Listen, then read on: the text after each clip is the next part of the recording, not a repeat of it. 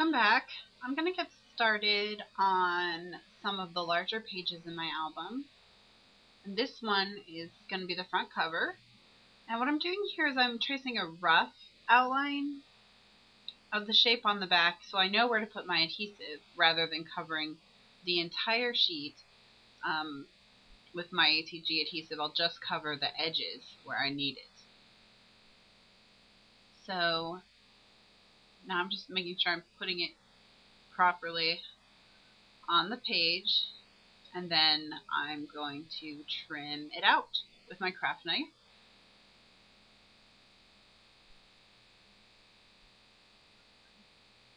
And I am also going to use my crocodile to make sure I punch my hole so I don't forget where it is. And I'm also grabbing a sander so I can sand around the edges of the hole, make it nice and smooth there. And I'll be inking all the edges of the sheets in this book with Color Box Fluid Chalk Ink in Amber Clay. So now I'm getting my title ready, and these are some basic gray chipboard letters that I have had pretty much since I started scrapbooking. In fact, they're so old the adhesive no longer works anymore. So I ended up having to put them down with glue dots. And I decided instead of covering them with ink, I would cover them with paper, which is much more time consuming. So if you start this, make sure you want to finish it. What I'm doing is basically blanketing this paper with adhesive, and then I'm going to arrange the letters face down on top of the adhesive. And then now I will cut them out with my craft knife.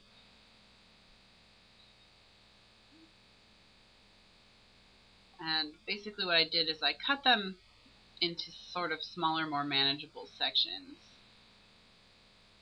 So I could work with them kind of 1 or 2 letters at a time. And basically that's what they look like.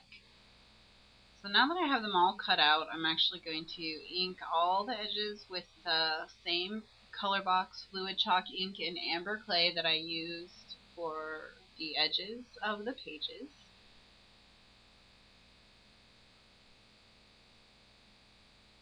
Just touching up here and there. And I'm going to lay them out on my cover. And one thing I noticed as I laid them out was that the pattern on the letters and the pattern on the paper didn't really look all that great next to each other. And I wasn't super enthusiastic about it. So I am now going to add this piece of pink. And I'm going to rough up the edges, and then I'm going to glue my letters down on top of it so that there's kind of something for them to pop up off of and look more dimensional. So I'm going to put that in the center there, and now I'm just seeing how the letters look. And you can see how the letters look much better on that than they do on the background paper that I initially had. Okay, so now it's time to glue everything down on this cover here.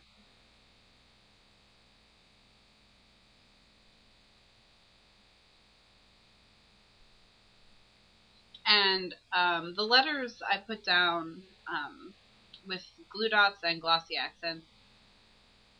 So now I'm doing the back of the cover page, and I actually am tracing it onto a piece of paper because the letters hung over the edges, and so I couldn't just apply the paper directly to it and then use my craft knife because the letters would be in the way. So I'm tracing another sheet and cutting it out with scissors, since I can't do it my normal way. And now I'm actually just testing, make sure it looks right, which it does. And now I'm taking a bottle of glossy accents after I punch this hole, and I'm going to use it, I'm going to basically put it over the flowers and the leaves, and what will happen is as it dries, they will look like epoxy. So it'll actually take on the look of a specialty paper. And so I'm just putting glossy accents down. You can see how it's cloudy now, but it'll dry completely clear. So I set that aside to dry. So now I'm going to work, actually I'm working on the back cover. Just wanted to get the back cover taken care of. It's just going to be plain. It's a distressed green paper. So I'm just going to cover it with this paper and of course trim it out with my craft knife.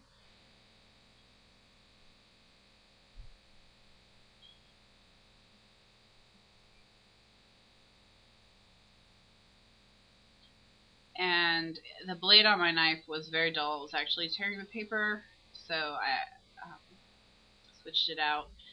Now I'm using my basic gray precision file set to rough up the edges of the screen so that when I ink the edges with the amber clay, the color will be picked up by that white core that's now exposed. So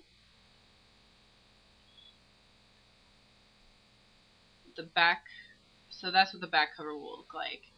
And I'm now working on what's page 3 of the album, since page 2 is still drying. The glossy accents, because I put a nice thick layer, actually took about 24 hours for those glossy accents to dry.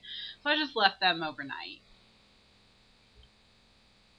So this is page 3, and I am covering page 3.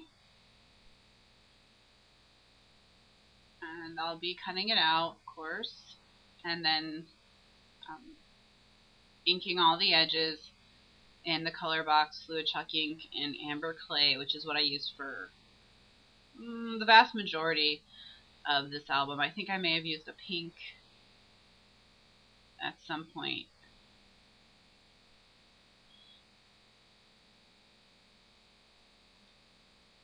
And now I'm going to get started, and I'm actually going to cover the backs of the 3 frames with pattern paper. And I'm not going to show you me doing that, but I basically covered the backs of the 3 frames with pieces of pattern paper. And now I'm going to work on some embellishments. These were 2 stamped images that came in the kit, and I'm using a stamp that says Great Day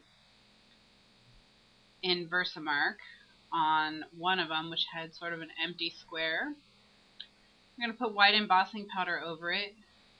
And I love how white embossing looks on craft cardstock. It's actually a really great contrast. And now I'm taking these flowers from Hero Arts, and I'm going to stamp them in Versamark on the top of this other sheet.